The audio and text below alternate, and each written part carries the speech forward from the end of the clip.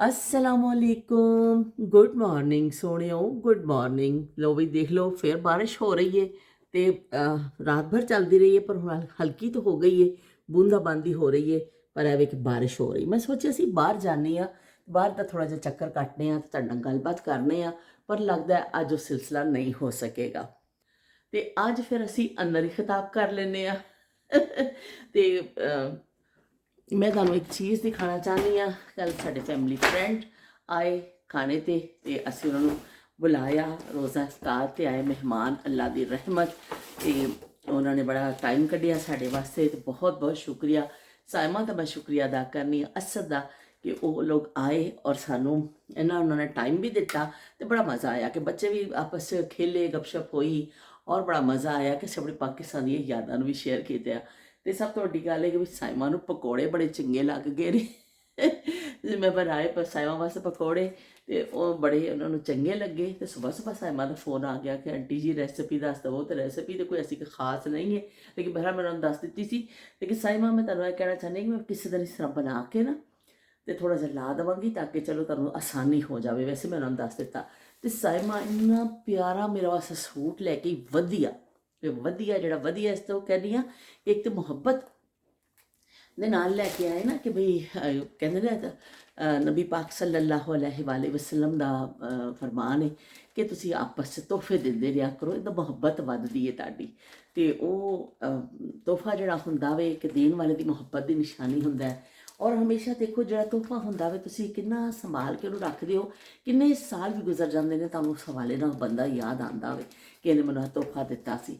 ਤੇ ਬੜਾ ਮੈਂ ਸ਼ੁਕਰੀਆ ਅਦਾ ਕਰਨੀ ਸਾਇਮਾ ਦਾ ਕਿ ਉਹਨੂੰ ਬੜੀ ਇੱਜ਼ਤ ਦਿੱਤੀ ਤੇ ਇੰਨਾ ਪਿਆਰਾ ਮੇਰੇ ਵਾਸਤੇ ਸਾਇਮਾ ਸੂਟ ਖਰੀਦ ਲੈ ਕੇ ਆਈ ਨਾ। ਤੇ ਮੈਂ ਜਦੋਂ ਉਹਨਾਂ ਦੇ ਜਾਣ ਤੋਂ ਬਾਅਦ ਫਿਰ ਮੈਂ ਉਹਦਾ ਕਲਰ ਦੇਖਿਆ, ਓਏ ਹੋਏ ਹੋਏ ਬਈ ਮੈਂ ਕਹਿੰਦੀ ਹਾਂ ਗੱਲ ਹੀ ਛੱਡ ਦੋ ਕਲਰ ਤੇ ਮੈਂ ਬਿਲਕੁਲ ਡੁੱਲ ਗਈ, ਡੁੱਲ ਗਈ। ਇਹ ਜੀ ਫੇਵਰਟ ਕਲਰ ਮੇਰਾ ਗ੍ਰੀਨ ਕਲਰ ਔਰ ਉੱਪਰ ਇੱਕ ਕੰਬੀਨੇਸ਼ਨ ਮੈਨੂੰ ਵੈਸੇ ਹੀ ਬੜਾ ਪਸੰਦ ਹੈ। ਤੇ ਬਈ ਸਾਇਮਾ ਬਹੁਤ ਬਹੁਤ ਸ਼ੁਕਰੀਆ। ਤੇ ਸਾਇਮਾ ਨੇ ਮੈਨੂੰ ਆਫਰ ਕੀਤੀ ਕਿ ਤੁਸੀਂ ਜੇ ਨਾਪ ਦੇਵੋ ਤਾਂ ਮੈਂ ਤੁਹਾਨੂੰ ਸਵਾ ਕੇ ਵੀ ਦੇ ਦਿੰਦੀ ਹਾਂ। ਤੇ ਉਹਨਾਂ ਦੀ ਆਫਰ ਦਾ ਬਹੁਤ ਬਹੁਤ ਸ਼ੁਕਰੀਆ। ਬਹਿਰਾਨ ਮੈਂ ਜਦੋਂ ਵੀ ਪਾਕਿਸਤਾਨ ਜਾਵਾਂਗੀ ਮੈਂ ਉੱਥੋਂ ਸਿਲਵਾਵਾਂਗੀ ਸੂਟ ਕਿਉਂਕਿ ਕਲਰ ਮੈਨੂੰ ਬੜਾ ਹੀ ਪਸੰਦ ਆਇਆ। ਮੈਨੂੰ ਜ਼ਿਆਦਾਤਰ ਜਿਹੜੇ ਨਾ ਸ਼ੋਕ ਕਲਰ ਚੰਗੇ ਲੱਗਦੇ ਨੇ, ਬੁੱਸੇ ਕਲਰ ਬਸ ਮੈਨੂੰ ਇੰਨੇ ਪਸੰਦ ਨਹੀਂ ਆਉਂਦੇ। ਤੇ ਹਾਲਾਂਕਿ ਬਾਜ਼ ਦਫਾ ਫਿਰ ਮੈਨੂੰ ਫੀਲ ਹੁੰਦਾ ਹੈ ਕਿ ਵੀ ਹੁਣ ਏਜ ਦੇ ਨਾਲ ਥੋੜਾ ਸੋਬਰਪਨ ਆਉਣਾ ਚਾਹੀਦਾ ਪਰ ਕੀ ਕਰੀਏ ਹੁਣ, ਇਸ ਦਿਲ ਦਾ ਕੀ ਕਰੀਏ ਬਈ। ਹਲਕੇ ਰੰਗ ਫਿੱਕੇ ਰੰਗ ਮੈਨੂੰ ਇੰਨੇ ਉਹ ਮਜ਼ਾ ਨਹੀਂ ਦਿੰਦੇ ਨੇ ਕਿ ਮੈਂ ਜ਼ਰਾ ਜ਼ਿਆਦਾ ਸ਼ੁੱਕ ਕਲਰ ਹੀ ਪਾਉਂਦੀ ਹਾਂ। ਕਾਲਾ ਤਾਂ ਹੈਗਾ ਹੀ ਸਾਡਾ ਫੇਵਰਟ। ਤੇ ਇੱਕ ਅਸੀਂ ਉਹ ਬਾਅਦ ਲੋਕਾਂ ਨੂੰ ਫਰਮਾਇਸ਼ ਆਉਂਦੀ ਹੈ ਕਾਲਾ ਜੋੜਾ ਪਾਇਆ ਤੇਰੀ ਫਰਮਾਇਸ਼ ਤੇ ਉਹ ਫਰਮਾਇਸ਼ ਤੋਂ ਬਗੈਰ ਹੀ ਜਿਹੜਾ ਵੇ ਨਾ ਉਹ ਕਾਲਾ ਜੋੜਾ ਪਾਉਣ ਤੇ ਬੜਾ ਦਿਲ ਕਰਦਾ ਵੇ। ਬੜਾ ਹੀ ਮੇਰਾ ਫੇਵਰਟ ਹੈ ਕਾਲਾ ਕਲਰ। ਪਰ ਇਹ ਕਲਰ ਕੰਬੀਨੇਸ਼ਨ ਜਿਹੜਾ ਸਾਇਮਾ ਨੇ ਮੈਨੂੰ ਦਿੱਤਾ, ਮੈਂ ਕੁਝ ਸਾਲ ਪਹਿਲੇ ਨਿਸ਼ਾਤ ਵਿੱਚ ਇੱਕ ਸੂਟ ਲਿਆ ਸੀ ਨਿਸ਼ਾਤ ਦਾ। ਇਹ ਇਹਨਾਂ ਨੇ ਜੇ ਡਾਟ ਦਾ ਦਿੱਤਾ ਪਰ ਨਿਸ਼ਾਤ ਦਾ ਸੇਮ ਕੰਬੀਨੇਸ਼ਨ ਹੈ ਸੀ ਤੇ ਉਹ ਮੈਨੂੰ ਬੜਾ ਪਸੰਦ ਸੀ, ਫੇਵਰਟ ਸੀ। ਫਿਰ ਇਹਨਾਂ ਮੈਂ ਪਾਇਆ ਉਹ ਸੂਟ ਕਿ ਉਹਦੇ ਬਸ ਤਬਾਹੀਆਂ ਲਾ ਦਿੱਤੀਆਂ ਸੀ ਧੋ ਕੇ ਤੇ ਫਿਰ ਉਹ ਕੱਢ ਦਿੱਤਾ। ਤੇ ਹੁਣ ਮੈਨੂੰ ਸੇਮ ਉਹ ਕੰਬੀਨੇਸ਼ਨ ਮਿਲੀ ਹੈ ਤੇ ਵੀ ਮੈਂ ਹੋ ਗਈ ਵਾਰੀ ਕਰਕੇ ਮੈਂ ਕਿਹਾ ਵੀ ਇਹ ਤੇ ਪਹਿਲੀ ਫੁਰਸਤ 'ਚ ਮੈਂ ਜੇ ਪਾਕਿਸਤਾਨ ਜਾਵਾਂਗੀ ਜ਼ਰੂਰ ਸਵਾ ਕੇ ਪਾਵਾਂਗੀ। ਤੇ ਅੱਜ ਥੋੜਾ ਜਿਹਾ ਗੱਲ ਕਰ ਲਈਏ ਕਿ ਰਮਜ਼ਾਨ ਮੁਬਾਰਕ ਦਾ ਅੱਜ ਉਸ ਹਿਸਾਬ ਨਾਲ ਤੇ ਵੀ ਆਖਰੀ ਰੋਜ਼ਾ ਵਿੱਚ ਚੰਦ ਦੇ ਉੱਤੇ ਵੀ ਹੁਣ ਗੱਲ ਸਾਰੀ ਮੁਖਤਾਰ ਆ, ਗੱਲ ਵੱਧ ਗਈ ਹੈ, ਚੰਦ ਦੇ ਉੱਪਰ ਹੀ ਆ ਗਈ ਹੈ ਕਿ ਹੁਣ ਚੰਦ ਅਗਰ ਆ ਜਾਂਦਾ ਵੇ ਨਜ਼ਰ ਤੇ ਫਿਰ ਤਾਂ ਵੀ ਕੱਲ ਈਦ ਹੋਣੀ ਜੇ। ਤੇ ਤੁਹਾਨੂੰ ਮੈਂ ਪੇਸ਼ਗੀ ਸਾਰਿਆਂ ਨੂੰ ਈਦ ਮੁਬਾਰਕ ਕਹਿੰਦੀ ਹਾਂ। ईद मुबारक, ईद मुबारक, ईद मुबारक, ईद की खुशियाँ मुबारक, ईद के तोहफे मुबारक। तो चलो बई ਅਸੀਂ ਪੇਸ਼ਗੀ ਈਦ ਮੁਬਾਰਕ ਕਹਿ ਦਿੰਦੇ ਹਾਂ। ਅਗਰ ਕੱਲ ਈਦ ਹੋਈ ਤਾਂ ਫਿਰ ਲਾਜ਼ਮੀ ਜੀ ਗੱਲ ਹੈ ਕੱਲ ਦਾ ਅਸੀਂ ਕਰਾਂਗੇ, ਨਹੀਂ ਤਾਂ ਫਿਰ ਅਸੀਂ ਪਰਸੋਂ ਕਰਾਂਗੇ। ਬਹਿਰਨ ਥੋੜੀ ਦੇਰ ਤੱਕ ਵਾਜ਼ਿਹ ਹੋ ਜਾਏਗਾ ਕਿ ਐਲਾਨ ਹੋ ਜਾਏਗਾ ਕਿ ਹਾਲੇ ਤਾਂ ਇੱਥੇ ਸਾਡਾ ਰੋਜ਼ਾ ਖੁੱਲ੍ਹਣ 'ਤੇ ਟਾਈਮ ਹੈਗਾ ਵੇ ਲੇਕਿਨ ਸਊਦੀਆ ਦੇ ਵਿੱਚ ਅਗਰ ਆ ਗਿਆ ਤਾਂ ਫਿਰ ਸਾਡੀ ਵੀ ਇੱਥੇ ਈਦ ਹੋ ਜਾਏਗੀ। ਬਹਿਰਨ ਥੋੜੀ ਦੇਰ ਤੱਕ ਅਨਾਉਂਸਮੈਂਟ ਹੋ ਜਾਏਗੀ। ਬਹਿਰਨ ਮੇਰੇ ਵੱਲੋਂ ਸਾਰਿਆਂ ਨੂੰ ਬਹੁਤ ਬਹੁਤ ਈਦ ਦੀਆਂ ਮੁਬਾਰਕਬਾਦਾਂ, ਢੇਰ ਸਾਰੀਆਂ, ਥੋੜ੍ਹੀਆਂ ਨਹੀਂ ਐਨੀਆਂ ਢੇਰ ਸਾਰੀਆਂ। ਤੇ ਠੀਕ ਹੈ ਵੀ ਸਾਰੇ ਆਪਣੇ ਆਪਣੇ ਘਰਾਂ 'ਚ ਸੇਵੀਆਂ ਪਕਾਈਓ ਤੇ ਖਾਈਓ ਤੇ ਨਵੇਂ ਨਵੇਂ ਕੱਪੜੇ ਪਾਈਓ। ਅਸੀਂ ਜਦ ਛੋਟੇ ਹੁੰਦੇ ਸਾਰੇ ਜਦੋਂ ਈਦ ਦੇ ਬਾਟਾ ਦਾ ਇਸ਼ਤਿਹਾਰ ਆਉਂਦਾ ਹੁੰਦਾ ਸੀ ਉਹ ਬਾਟਾ ਦਾ ਈਦ ਦੇ ਉੱਤੇ ਈਦ ਆਈ ਖੁਸ਼ੀਆਂ ਲਾਈ ਤੇ ਹਾਂ ਬਾਟਾ ਨਹੀਂ, ਸਰਵਿਸ ਵਾਲਿਆਂ ਦਾ ਸੀ। ਬਾਟਾ ਦੇ ਵੀ ਆਉਂਦੇ ਹੁੰਦੇ ਸਨ, ਲੇਕਿਨ ਇਸ ਹਵਾਲੇ ਨਾਲ ਮੈਨੂੰ ਸਰਵਿਸ ਦਾ ਯਾਦ ਹੈ। ईद आई खुशियाँ लाई, सर्विस शूज ने धूम मचाई, कदम कदम हसीन कदम कदम आराम, service shoes service shoes service shoes ने धूम मचाई। ਤੇ ਸਰਵਿਸ ਸ਼ੂਜ਼ ਨੇ ਧੁੰਮ ਮਚਾ ਦਿੱਤੀ ਹੁੰਦੀ ਸੀ। ਤੇ ਇਸ ਤਰ੍ਹਾਂ ਬਾਟਾ ਦੇ ਵਿੱਚ ਤਿਉਹਾਰ ਆਉਂਦੇ ਸਨ। ਤੇ ਬਾਕੀ ਜਿਹੜਾ ਸਭ ਤੋਂ ਅਹਿਮ ਆਈਟਮ ਹੁੰਦਾ ਸੀ ਨਾ ਈਦ ਦੇ ਹਵਾਲੇ ਦੇ ਨਾਲ, ਮੈਂ ਗੱਲ ਕਰਾਂ ਚਾਂਦ ਰਾਤ, आज रात चांदनी है और तुम मेरे पास हो। ਤੇ ਉਹ ਚਾਂਦ ਰਾਤ ਜਿਹੜਾ ਵੇ ਨਾ, ਓਏ ਹੋਏ ਹੋਏ, ਚਾਂਦ ਰਾਤ ਜਿਹੜੀ ਹੈ ਇੰਨੀ ਜ਼ਬਰਦਸਤ ਇੱਕ ਕੰਬੀਨੇਸ਼ਨ ਹੈ, ਚਾਂਦ ਰਾਤ ਤੇ ਚੂੜੀਆਂ, चांद रात और चूड़ी, ਇਹ ਬੜਾ ਬਈ ਲਾਜ਼ਮ ਮਲਜ਼ੂਮ ਸਾਥ ਹੈ। ਇਹ ਕਦੀ ਨਹੀਂ ਖਤਮ ਹੁੰਦਾ। ਇਹ ਜਿਹੜਾ ਵੇ ਕਿ ਬਸ ਚਾਂਦ ਰਾਤ ਦੇ ਨਾਲ ਚੂੜੀ ਦਾ ਤਸੱਵਰ ਫੌਰਨ ਆ ਜਾਂਦਾ। ਹਾਲਾਂਕਿ ਬਹੁਤ ਸਾਰੇ ਲੋਕ ਪਹਿਲੋਂ ਲੈ ਲੈਂਦੇ ਨੇ, ਚੂੜੀ ਖਰੀਦ ਲੈਂਦੇ ਨੇ ਪਹਿਲੋਂ, ਲੇਕਿਨ ਚਾਂਦ ਰਾਤ ਨੂੰ ਇੱਕ ਅਜੀਬ ਬਈ ਯਲਗਾਰ ਹੋ ਜਾਂਦੀ ਹਰ ਪਾਸੇ। ਜਦ ਪਤਾ ਨਹੀਂ ਕਿੱਥੋਂ ਲੋਕ ਇਹਨੇ ਨਿਕਲ ਆਉਂਦੇ ਨੇ ਬਾਜ਼ਾਰਾਂ ਵਿੱਚ, ਬਸ ਰੌਣਕਾਂ ਹੀ ਰੌਣਕਾਂ ਲੱਗੀਆਂ ਹੁੰਦੀਆਂ ਨੇ। ਤੇ ਕੁਝ ਲੋਕ ਤਾਂ ਸਿਰਫ ਚਾਂਦ ਰਾਤ ਦੀ ਰੌਣਕ ਦੇਖਣ ਜਾਂਦੇ ਨੇ, ਉਹਨਾਂ ਨੂੰ ਕੁਝ ਖਰੀਦਣਾ ਨਹੀਂ ਹੁੰਦਾ ਮੇਰੇ ਵਰਗਿਆਂ ਨੇ, ਪਰ ਕਹਿੰਦੇ ਚਲੋ ਵੀ ਰੌਣਕ ਦੇਖ ਆਈਏ।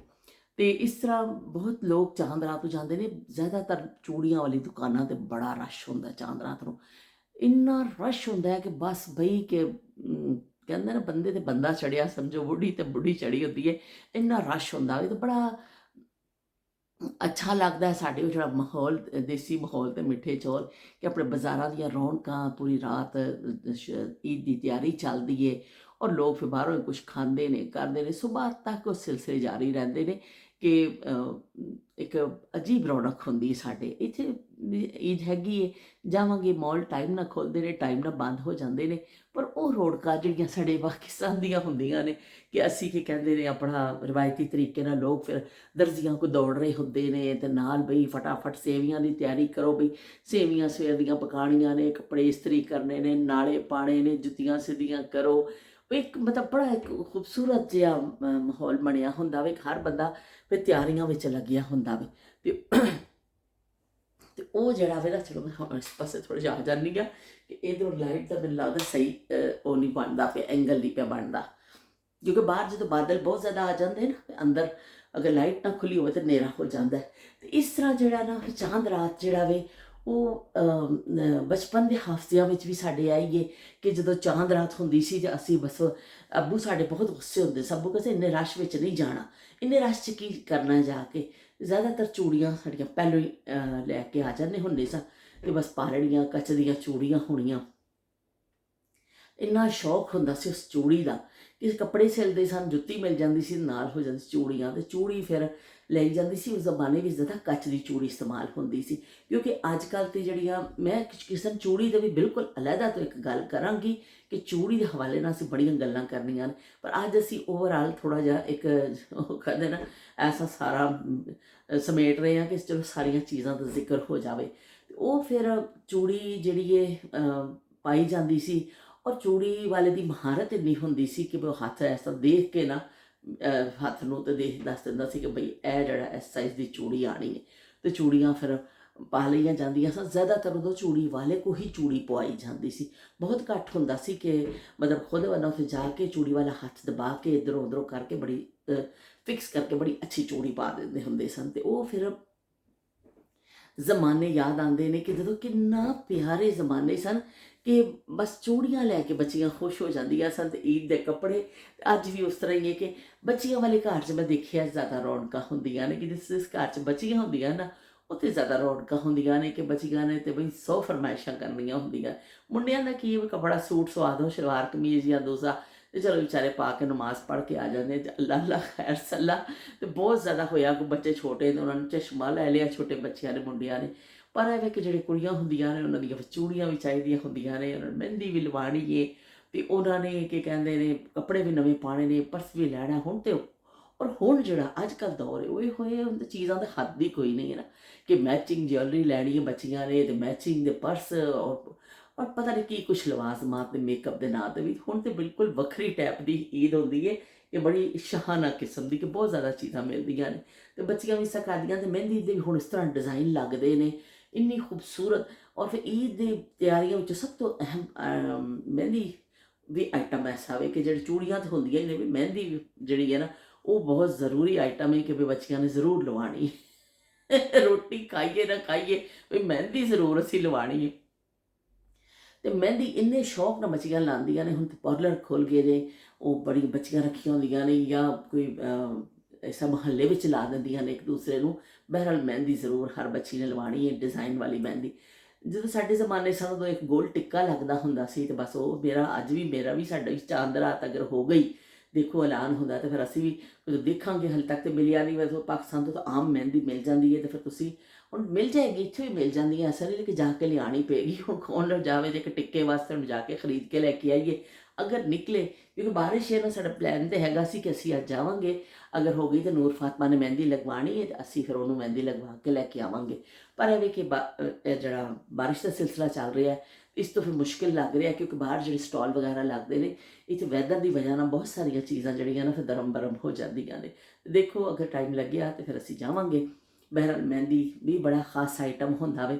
ਸਾਡੇ ਜ਼ਮਾਨੇ 'ਚ ਤਾਂ ਇੱਕ ਪਿਆਲੇ ਜਿਹੇ 'ਚ ਪਿਆਲਾ ਜਿਹੜਾ ਕੋਈ ਵੀ ਹੁੰਦਾ ਸੀ ਉਹ 'ਚ ਮਹਿੰਦੀ ਘੋਲ ਲਈ ਜਾਂਦੀ ਸੀ ਤੇ ਆ ਜਾਓ ਵੀ ਬਣਾ ਲਓ ਟਿੱਕੇ ਛਿੱਕੇ ਬਹਿ ਕੇ। ਤੇ ਕੋਈ ਬਹੁਤ ਖਾਸ ਐਸਾ ਡਿਜ਼ਾਈਨਿੰਗ ਵਾਲੀ ਮਹਿੰਦੀ ਨਹੀਂ ਹੁੰਦੀ ਸੀ।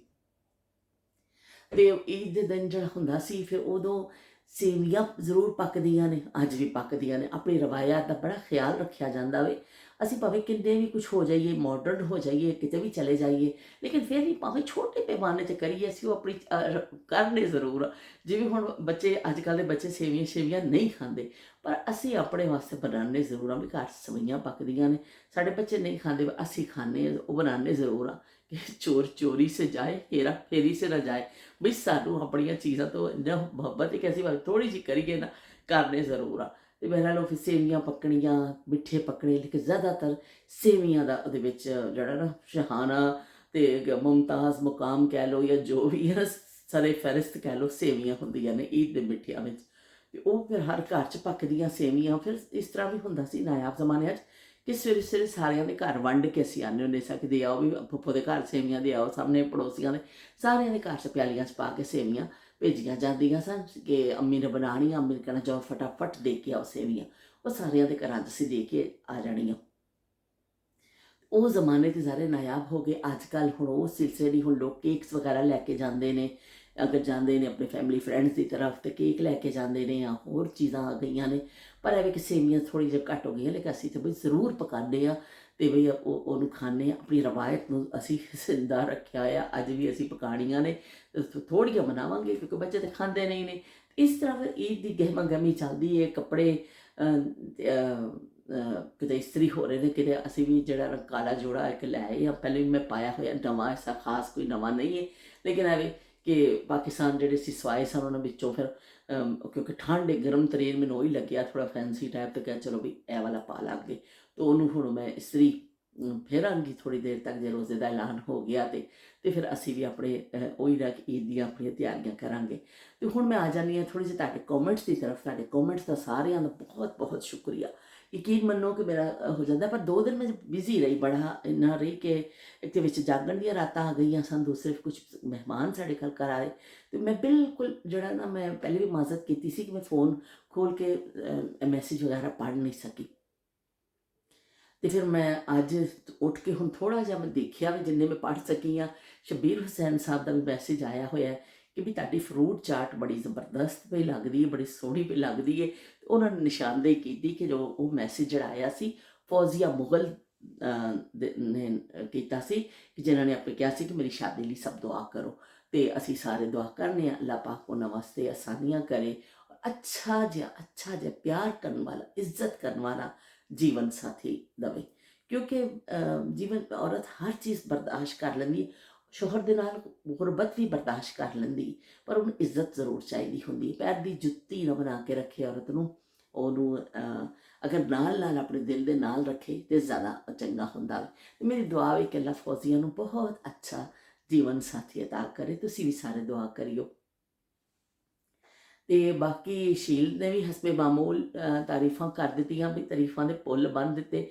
ਸ਼ੀਲ ਕਹਿੰਦੇ ਵੀ ਤੁਹਾਡੀ ਨਾਤ ਵੀ ਵਧੀਆ ਤੇ ਤੁਹਾਡੇ ਜਿਹੜਾ ਉਹ ਵੀ ਨਾ ਹੱਜ ਦਾ ਜਿਹੜਾ ਤੁਸੀਂ ਸਫ਼ਰ, ਜਿਹੜਾ ਹੱਜ ਦੀਆਂ ਤੁਸੀਂ ਚੀਜ਼ਾਂ ਸੁਣਾਈਆਂ ਨੇ, ਉਹ ਵੀ ਮੈਨੂੰ ਬੜੀਆਂ ਚੰਗੀਆਂ ਲੱਗੀਆਂ ਨੇ, ਕਿ ਬਹੁਤ ਤੁਸੀਂ ਉਹ ਜਿਹੜੀ ਯਾਦਾਂ, ਮੈਮੋਰੀਜ਼ ਆਪਣੀਆਂ ਕੀਤੀਆਂ ਨੇ ਸ਼ੇਅਰ, ਉਹਨਾਂ ਨੂੰ ਬਹੁਤ ਚੰਗਾ ਲੱਗਿਆ। ਬਹੁਤ ਸ਼ੁਕਰੀਆ ਸ਼ੀਲ ਤੁਹਾਡਾ। ਸਤਿ ਸ੍ਰੀ ਅਕਾਲ ਜੀ, ਸਤਿ ਸ੍ਰੀ ਅਕਾਲ ਤੁਹਾਡਾ। ਮੈਂ ਤੁਹਾਡਾ ਬਹੁਤ ਸ਼ੁਕਰੀਆ ਅਦਾ ਕਰਨੀ ਹਾਂ ਕਿ ਤੁਸੀਂ ਜਿਹੜਾ ਨਾ ਆ ਕੇ ਨਾਲ ਰਲੇ ਹੋ, YouTube ਵਿਹੜੇ ਵਿੱਚ ਆ ਕੇ ਬੈਠੇ ਹੋ, ਤੇ ਹੁਣ ਤੁਸੀਂ ਪੱਕੇ ਮੈਂਬਰ ਬਣ ਗਏ ਹੋ। ਤੇ ਸ਼ਮਾ ਚੌਧਰੀ ਨੇ ਵੀ ਕੀਤਾ ਹੋਇਆ ਸੀ ਕਮੈਂਟ, ਉਹਨਾਂ ਦਾ ਮੈਂ ਪੜ੍ਹਿਆ, ਫਿਰ ਕਿਹਾ ਵੀ ਯਾਰ ਯੰਮੀ ਯੰਮੀ ਰਸਮਲਾਈ ਤੇ ਬੜੀ ਬਈ ਹਸੀਨਾ ਆਲਮ ਪੇ ਲੱਗਦੀ ਹੈ। ਤੇ ਬਹੁਤ ਬਹੁਤ ਸ਼ੁਕਰੀਆ ਹਸੀਨਾ ਆਲਮ ਜਿਹੜੀ ਹੈ ਨਾ ਰਸਮਲਾਈ ਨੂੰ ਪਸੰਦ ਕਰਨ ਦਾ। ਤੇ ਵਾਕਈ ਵੀ ਕਿਸੇ ਹਸੀਨਾ ਆਲਮ ਨਾਲੋਂ ਘੱਟ ਨਹੀਂ ਹੁੰਦੀ ਰਸਮਲਾਈ। ਤੇ ਬਹਿਰਹਾਲ ਤੁਹਾਡਾ ਬਹੁਤ ਸ਼ੁਕਰੀਆ। ਉਹਨਾਂ ਨੇ ਕਿਹਾ ਵੀ ਮੈਨੂੰ ਵੀ ਮਿੱਠਿਆਂ ਵਿੱਚੋਂ ਬੜੇ ਪਸੰਦ ਹੈ ਰਸਮਲਾਈ। ਤੇ ਚਲੋ ਵੀ ਤੁਸੀਂ ਵੀ ਹੁਣ ਕਿਸੇ ਦਿਨ ਬਣਾ ਕੇ ਨਾ ਜ਼ਰੂਰ ਖਾ ਲਿਓ, ਜਾਂ ਤੁਸੀਂ ਮੇਰੇ ਵੱਲ ਆ ਜਾਵੋ ਤੇ ਮੈਂ ਤੁਹਾਨੂੰ ਬਣਾ ਕੇ ਖਵਾ ਦੇਵਾਂਗੀ। ਤੇ ਬਹੁਤ ਚੰਗਾ ਲੱਗਿਆ ਮੈਨੂੰ ਤੁਹਾਡੇ ਸਦਫ ਦਾ ਵੀ ਮੈਸੇਜ ਆਇਆ, ਕਿ ਸਦਫ ਨੇ ਕਿਹਾ ਕਿ ਮੈਮੋਰੀਜ਼ ਦੇ ਹਵਾਲੇ ਨਾਲ ਕਿ ਬਹੁਤ ਚੰਗਾ ਲੱਗਿਆ ਮਾਮੀ ਜੀ, ਜਿਹੜੀਆਂ ਤੁਸੀਂ ਗੱਲਾਂ ਸ਼ੇਅਰ ਕੀਤੀਆਂ ਨੇ ਨਾ, ਉਹ ਬਹੁਤ ਚੰਗੀਆਂ ਨੇ। ਤੇ ਉਹਨਾਂ ਦਾ ਵੀ ਬਹੁਤ ਬਹੁਤ ਸ਼ੁਕਰੀਆ। ਤੇ ਇਸ ਤਰ੍ਹਾਂ ਐਸਾ ਅਸੀਂ ਨਾਲ ਚੱਲਦੇ ਹਾਂ। ਤੇ ਉਹਨਾਂ ਦਾ ਮੈਸੇਜ ਆਇਆ, ਦੇਖੋ ਮੈਨੂੰ ਨਾ ਫਿਰ ਥੋੜ੍ਹਾ ਜਿਹਾ ਮੇਰੇ ਜ਼ਿਹਨ 'ਚ ਭੁੱਲ ਰਹੀ ਹਾਂ। ਉਹਨਾਂ ਨੇ ਵੀ ਕਿਹਾ ਕਿ ਤੁਹਾਡਾ ਬਹੁਤ ਤੁਸੀਂ ਮੇਰੇ ਲਈ ਵੀ ਦੁਆ ਕਰਿਓ ਕਿ ਮਦੀਨੇ ਦੀਆਂ ਗਲੀਆਂ ਦੇਖਾਂ। ਬੁਸ਼ਰਾ ਨੇ ਮੈਸੇਜ ਕੀਤਾ ਕਿ ਤੁਸੀਂ ਮੇਰੇ ਲਈ ਵੀ ਦੁਆ ਕਰਿਓ ਕਿ ਮਦੀਨੇ ਦੀਆਂ ਉਹ ਗਲੀਆਂ ਮੈਂ ਵੀ ਦੇਖਾਂ, ਤੇ ਮੈਂ ਵੀ ਉਹ ਠੰਡਾ ਮਦੀਨਾ ਤੇ ਅੱਲਾ ਪਾਕ ਮੈਨੂੰ ਵੀ ਦਿਖਾਵੇ। ਤੇ ਬੁਸ਼ਰਾ ਮੈਂ ਤੇ ਸਭ ਲਈ ਦੁਆ ਕਰਨੀ ਆ, ਅੱਲਾ ਪਾਕ ਹਰ ਮੁਸਲਮਾਨ ਜਿਹਦੇ ਦਿਲ ਦੀ ਖੁਆਇਸ਼ ਹੈ ਔਰ ਉਹਨੂੰ ਉੱਥੇ ਜ਼ਰੂਰ ਪਹੁੰਚਾਵੇ। ਅੱਲਾ ਪਾਕ ਅਸੀਂ ਸਭ ਦੁਆ ਕਰਨੇ ਇੱਕ ਦੂਸਰੇ ਲਈ। ਇਹ ਕਹਿੰਦੇ ਨੇ ਦੁਆ ਲਈ ਜ਼ਰੂਰ ਕਹਿਣਾ ਚਾਹੀਦਾ ਵੀ ਦੁਆ ਐਸੀ ਚੀਜ਼ ਹੈ ਕਿ ਜਿਹੜਾ ਅੱਲਾ ਤਾਲਾ ਕਬੂਲ ਕਰ ਲੈਂਦਾ। ਪਤਾ ਨਹੀਂ ਕਿਹਦੀ ਮੰਗੀ ਦੁਆ ਕਿਹਦੇ ਹੱਕ 'ਚ ਕਿਸ ਵੇਲੇ ਕਬੂਲ ਹੋ ਜਾਵੇ। ਇਸ ਲਈ ਸਾਡੇ ਵੱਡੇ ਕਹਿੰਦੇ ਹੁੰਦੇ ਸਨ ਕਿ ਦੁਆ ਲਈ ਜ਼ਰੂਰ ਕਹੋ ਦੁਆ ਲਈ। ਤੇ ਚਲੋ ਵੀ ਹੁਣ ਕੀ ਕਹਿੰਦੇ ਨੇ, ਅੱਜ ਤੇ ਮੇਰੀ ਇਹ ਗੱਪਸ਼ਪ ਮੈਂ ਤੁਹਾਨੂੰ ਪੇਸ਼ਗੀ ਈਦ ਮੁਬਾਰਕ ਕਹਿੰਦੀ ਆ, ਕਿ ਤੁਹਾਨੂੰ ਸਾਰਿਆਂ ਨੂੰ ਬਹੁਤ ਬਹੁਤ ਮੇਰੇ ਵੱਲੋਂ ਈਦ ਮੁਬਾਰਕ। ईद की खुशियाँ मुबारक, ईद के तोहफे मुबारक। ਤੇ ਵੀ ਈਦ ਦੀਆਂ ਖੁਸ਼ੀਆਂ ਮੁਬਾਰਕ ਹੋਣ ਤੁਹਾਨੂੰ। ਤੇ ਆਮਨਾ ਬਹਾਦਰ ਨੇ ਤਾਂ ਲਿਖਿਆ ਕਿ ਆਂਟੀ ਜੀ ਈਦ ਕਾਰਡ ਦੇ ਹਵਾਲੇ ਨਾਲ, ਆਪਣਾ ਈਦ ਕਾਰਡ ਦੇ ਹਵਾਲੇ ਨਾਲ ਤਾਂ ਅਸੀਂ ਬੜੀਆਂ ਗੱਲਾਂ ਉਸ ਦਿਨ ਕਰ ਲਈਆਂ ਸਨ, ਲੇਕਿਨ ਐਵੇਂ ਈਦ ਕਾਰਡ ਦੇ ਹਵਾਲੇ ਨਾਲ ਮੈਂ ਕਹਿੰਦੀ ਕਿ ਜਿਹੜੇ ਸ਼ੇਅਰ ਹੁੰਦਾ ਸੀ ਨਾ, डब्बे में डब्बा डब्बे में केक ਤੇ ਆਮਨਾ ਬਹਾਦਰ ਹਮਾਰੀ ਲਾਖੋਂ में एक। ਤੇ ਚਲੋ ਵੀ ਅਸੀਂ ਇਹ ਸ਼ੇਰ ਯਾਦ ਕਰ ਲੈਂਦੇ ਹਾਂ, ਜੋ ਬਚਪਨ ਵਿੱਚ ਅਸੀਂ ਇਹ ਲਿਖਦੇ ਹੁੰਦੇ ਸਾਂ ਆਪਣੀ ਹਰ ਸਹੇਲੀ ਨੂੰ ਇਹ ਲਿਖ ਕੇ ਭੇਜਣਾ। ਤੇ ਉਜ਼ਮਾ ਨੂੰ ਮੈਂ ਭੁੱਲ ਨਹੀਂ ਸਕਦੀ, ਜੇ ਉਹਨਾਂ ਨੂੰ ਭੁੱਲ ਗਈ ਤੇ ਉਜ਼ਮਾ ਨੇ ਤਾਂ ਬਈ ਮੈਨੂੰ ਛੱਡਣਾ ਨਹੀਂ ਹੈ। ਉਜ਼ਮਾ ਦੇ ਵੀ ਲੈਣ ਇੰਨੇ ਕਮੈਂਟ ਆਏ ਹੋਏ ਨੇ ਨਾ, ਕਿ ਮੈਂ ਉਹ ਬਹੁਤ ਸ਼ੁਕਰੀਆ ਉਹਨਾਂ ਦਾ ਅਦਾ ਕਰਨੀ ਹੈ ਕਿ ਬਹੁਤ ਉਹਨਾਂ ਨੇ ਡਿਟੇਲ ਨਾਲ ਆਪਣੀਆਂ ਯਾਦਾਂ ਮੇਰੇ ਨਾਲ ਸ਼ੇਅਰ ਕਰਦੇ ਨੇ। ਕੋਕੇ ਦੇ ਹਵਾਲੇ ਨਾਲ ਵੀ ਉਹਨਾਂ ਨੇ ਕਿਹਾ ਕਿ ਬਈ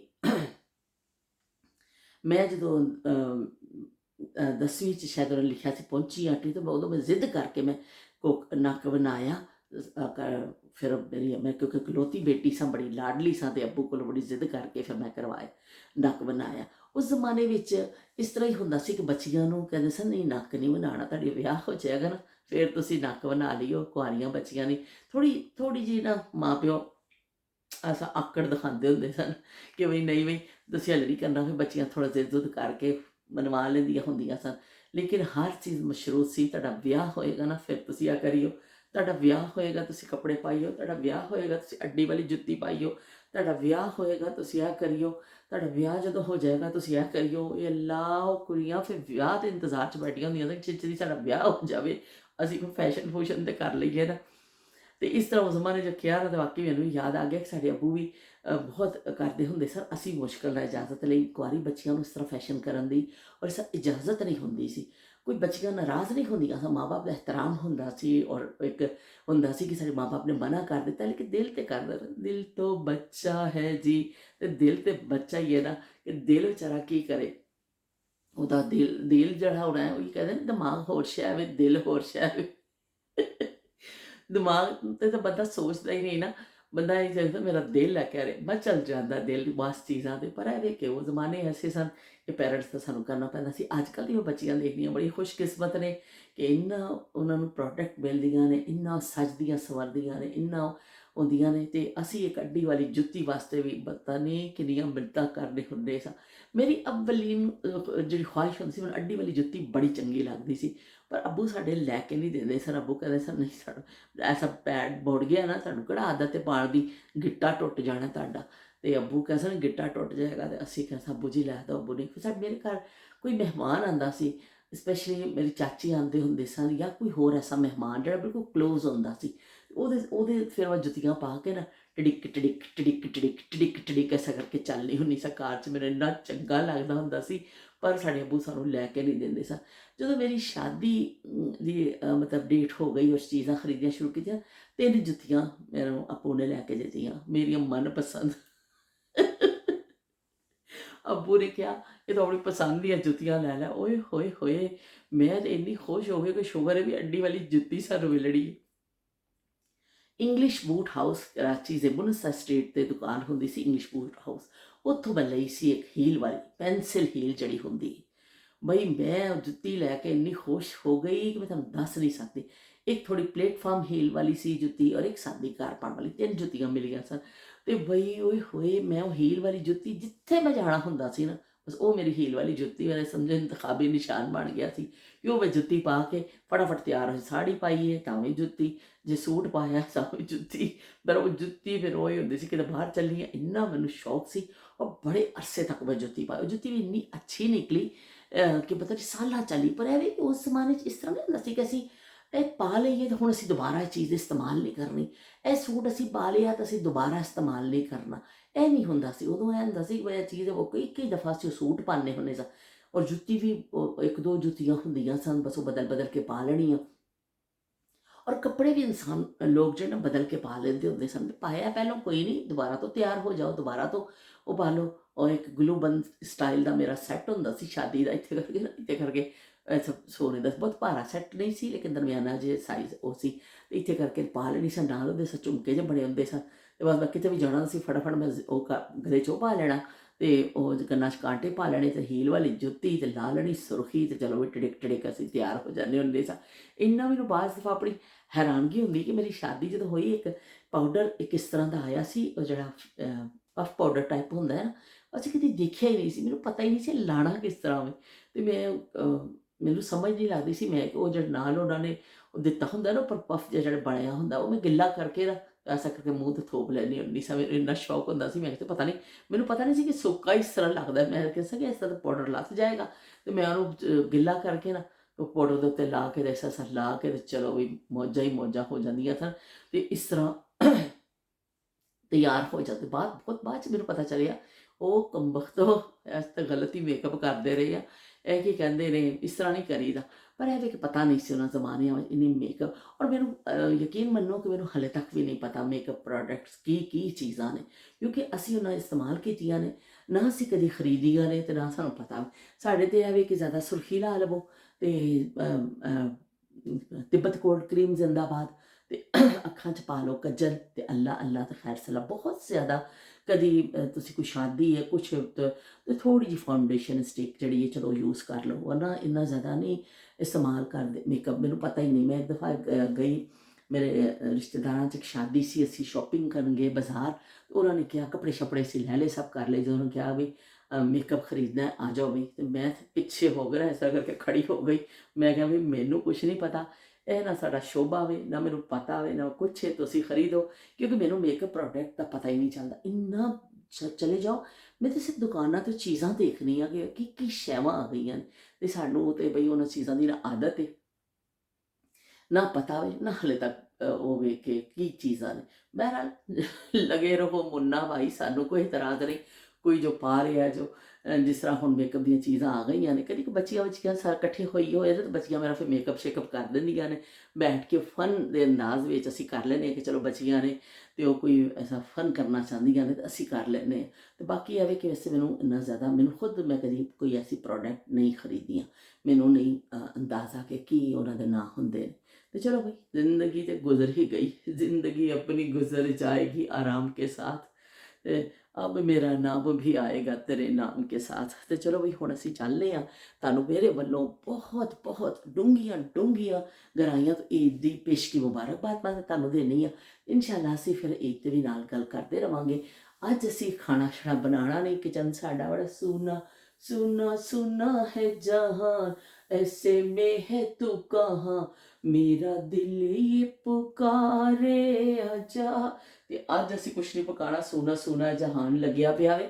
ਇਸ ਤੋਂ ਕਿ ਕੱਲ੍ਹ ਦਾ ਜਿਹੜਾ ਮਹਿਮਾਨ ਆਏ ਸਨ, ਖਾਣਾ ਛਣਾ ਕਾਫੀ ਪੱਕਿਆ ਸੀ ਤੇ ਗੋਸ਼ਤ ਵੀ ਪਿਆ ਹੈ ਤੇ ਚਿਕਨ ਦਾ ਸਾਲਨ ਵੀ ਪਿਆ ਹੈ, ਚਾਵਲ ਵੀ ਪਏ ਨੇ। परसों ਅਸੀਂ ਪਿੰਡੀ ਗੋਸ਼ਤ ਪਕਾਇਆ ਸੀ, ਕੁਛ ਉਹ ਸਾਲਨ ਪਿਆ ਵੇ। ਕੁਛ ਸਾਡੇ ਪੜੋਸੀਆਂ ਵੱਲੋਂ ਕੱਲ੍ਹ ਇਫਤਾਰੀ ਆ ਗਈ ਸੀ ਬਰਿਆਨੀ, ਉਹ ਪਈ ਹੈ। ਇੰਨਾ ਕੁਛ ਫਰਿੱਜ ਵਿੱਚ ਪਿਆ ਕਿ ਅਸੀਂ ਕਿਹਾ ਵੀ ਅੱਜ ਜਿਹੜਾ ਇਹਨਾਂ ਚੀਜ਼ਾਂ ਨੂੰ ਠਿਕਾਣੇ ਲਾਈਏ, ਇਹਨਾਂ ਦਾ ਕਰੀਆ ਕਰਮ ਕਰੀਏ।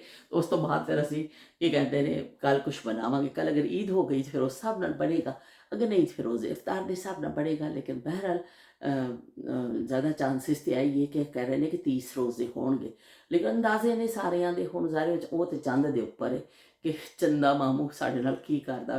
चंदा मामू दूर के बड़े पकाए पूर के, आप खाऊं थाली में मुन्ने को दूं प्याली में, प्याली गई टूट मुन्ना गया रूठ, नई प्याली लाएंगे मुन्ने को मनाएंगे, चंदा मामू दूर के।